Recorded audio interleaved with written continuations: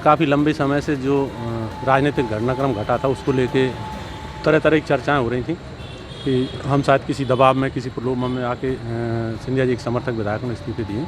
उस संबंध में आज हम सब लोगों ने, आप लोगों के साथ हम बैठे कि दरअसल में जो श्रीमान ज्योतिराज सिंधिया जी को और उनके साथ हम 22 विधायकों को जो कांग्रेस पार्टी छोड़ना पड़ी, उसके पीछे कारण ये थे कि हम सारे लोगों की घोर उपेक्षा हो रही थी। श्रीमान सिंधिया जी का लगातार अपमान किया जा रहा था, जबकि पिछली कांग्रेस सरकार बनाने में सबसे महत्वपूर्ण भूमिका सिंधिया जी की रही थी और उनको राजनीतिक रूप से कमज़ोर करने के लगातार प्रयास हो रहे थे।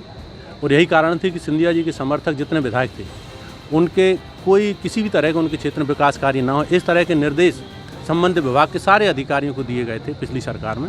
बिल्कुल, मैं उदाहरण के तौर पे आपको बता सकता हूँ कि आप सारे शहर के लोगों को पता है कि अशोकनगर में तुलसी सरोवर सौंदर्यीकरण की एक योजना मैंने बनाई थी आप सब लोगों के साथ मिलकर, और वो पूरे शहर की मंशा के अनुरूप बनी थी और वो 11 करोड़ की योजना थी, जो उसको लेकर मुख्यमंत्री जी के पास गया, नगरीय प्रशासन मंत्री जी के पास गया, साथ में हमारे प्रभारी मंत्री जिला प्रशासन, तो उन्होंने उसको कम करते करते बोले हम 5 करोड़ की सैंक्शन देंगे।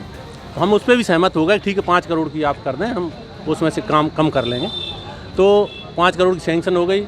उसके बाद टेंडर भी उसके कॉल हो गए, टेंडर आ गए, टेंडर खुल गए। उस स्वीकृति के लिए प्रदेश शासन की एक समिति है, वो स्वीकृत करती है टेंडर। जब वहाँ टेंडर को भेज दिया स्वीकृति के लिए, तो हमने कहा ठीक, स्वीकृत होते ही काम शुरू होना है। उसके बाद लगातार मैं नगरीय प्रशासन मंत्री जी से, मुख्यमंत्री जी से गुहार लगाता रहा कि आखिर ये मेरा टेंडर स्वीकार हो क्यों नहीं रहा। वो मीटिंग में कम से कम 5 से 10 बार वो मीटिंग हो गई SLTC की, लेकिन केवल हमारे टेंडर को उसमें स्वीकृत नहीं गया। जब भी जाके पूछूँ मीटिंग इस अगले महीने होने वाली है, मीटिंग हो जाए, पूछूँ कि नहीं और उस पर अभी विचार नहीं हो पाया, अगले महीने देखेंगे, अगले महीने देखेंगे। और जब लास्ट में आखिरी टाइम पे मैं बिल्कुल झगड़े पे आमाद हो गए जब अधिकारियों से, तब उन्होंने बताया कि आपकी तो योजना ही निरस्त कर दी गई है। तो मैं लगातार प्रयास करने के बाद ग्रामीण क्षेत्रों में जहाँ जहाँ गाँव में सड़कों की जरूरत थी, मैंने ऐसी चुनाव के दौरान 72 ऐसे गाँव चिन्हित किए थे और लिस्ट बना के 72 गाँव की रोडों की मैंने सौंपी थी मुख्यमंत्री जी को, PWD मिनिस्टर को, हर स्तर पे जहाँ प्रयास कर सकता था। और 12 महीने के बाद जब रोड स्वीकृत हुई तो केवल 2 रोड स्वीकृत हुई थी, केवल 6 किलोमीटर की। तो 12 महीने में यदि एक विधानसभा में 6 किलोमीटर सड़क वो देंगे तो आप अंदाज़ा लगा लें हम विधायक क्यों बने। हमारे शहर का सबसे बड़ा प्रोजेक्ट, सारे शहर की जनता की मांग थी कि शहर में एक बीचों बीच तालाब है, उसको सौंदर्यीकरण बनाया जाए, शहर के लोगों के लिए दर्शनीय स्थल।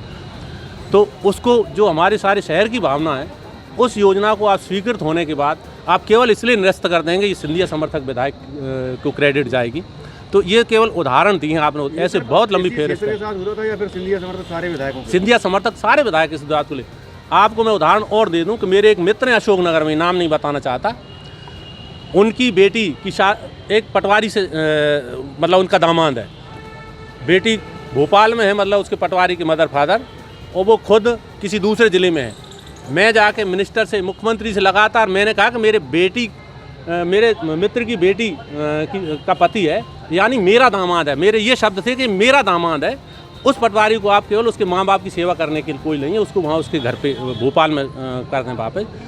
8 महीने लगातार रोने के बाद मैं एक MLA, जबकि आप जान रहे थे कि उस सरकार में MLA का महत्व होना चाहिए था, लेकिन एक पटवारी का, जिसको मैं, मेरे ये शब्द मैं लगातार बोल रहा हूँ कि मेरा दामाद है, क्योंकि वो मेरे मित्र का दामाद था, एक पटवारी का ट्रांसफ़र मैं नहीं करा पाया उस सरकार में। तो ऐसी सरकार में हमको विधायक रहने से अच्छा हम बिल्कुल सड़क पे और जीवन भर सड़क पे रहने तैयार हैं।